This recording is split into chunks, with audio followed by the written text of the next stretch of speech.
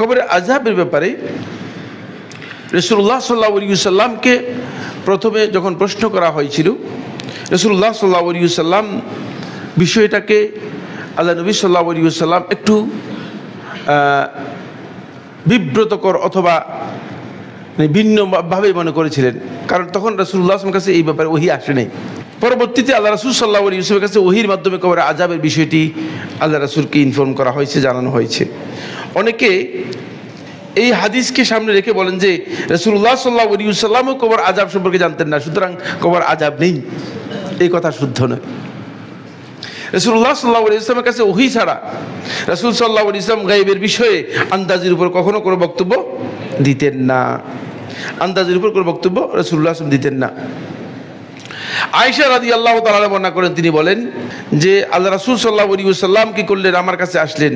ওয়া ইনদি ইমরাতুন মিনাল ইয়াহুদ, আমার কাছে একজন ইহুদি নারী আমার কাছে বসা ছিল। এই ইহুদি নারী আয়েশা রাদিয়াল্লাহু তাআলার কাছে কাজ করতেন, ঘরের যে সমস্ত টুকটাক কাজ আছে সে কাজগুলো করতেন। তখন ইহুদি নারী মানে আয়েশা রাদিয়াল্লাহু তাআলাকে বললেন যে কালাত, ইহুদি নারী বললেন ইন্নাকুম তুফতানুনা ফিল কুবুর, যে তোমরা তো কবরের মধ্যে তোমাদেরকে ফিতনা এর মুখোমুখি হতে হবে। ইহুদি এই মহিলা আয়েশা রাদিয়াল্লাহু তাআলাকে বললেন যে ইন্নাকুম তুফতানুনা ফিল কুবুর, তোমরা কবরের মধ্যে ফিতনার মুখোমুখি হবে। এই কথা শুনে আয়েশা রাদিয়াল্লাহু তাআলা, তিনি তো জানতেন না বিষয়টা, তো না জানলেও তো আপনি বলতে পারবেন না। আয়েশা রাদিয়াল্লাহু তাআলা একটু বিব্রতকর মন বোধ করলেন এবং তিনি বলছেন না, তুমি এই কথা বলছো সঠিক না, সঠিক না। তিনি বলেছেন যেহেতু রাসূলুল্লাহ সাল্লাল্লাহু আলাইহি ওয়াসাল্লামের কাছ থেকে কিছুই জানেন নাই।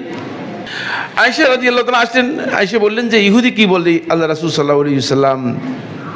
ইহুদি নারী বলতেছে যে তোমাদের কি কবরের মধ্যে আযাব দেওয়া হবে অথবা কবরের মধ্যে তোমাদের ফিতনা হবে, আপনি আল্লাহ রাসূল সাল্লাল্লাহু আলাইহি ওয়াসাল্লাম কি বলেন?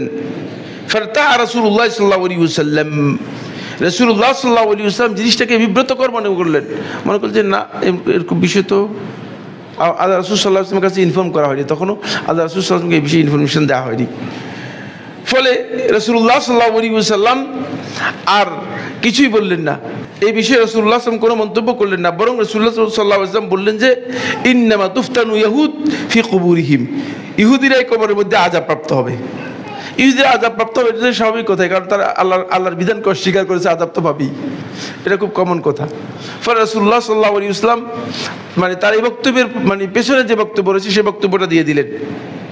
কিন্তু অল্প ফালাবিসনা লাইয়ালিয়া, কয়েকদিন অতিক্রম করলো।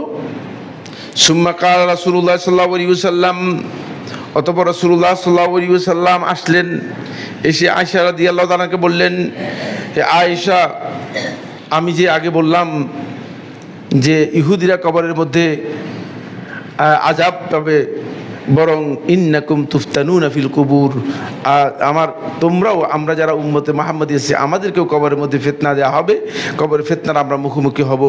ফাস্তাইযু বিল্লাহি মিন আযাবিল কবর, সুতরাং কবরের আযাব থেকে আল্লাহ রাব্বুল আলামিনের কাছে তোমরা আশ্রয় প্রার্থনা করো।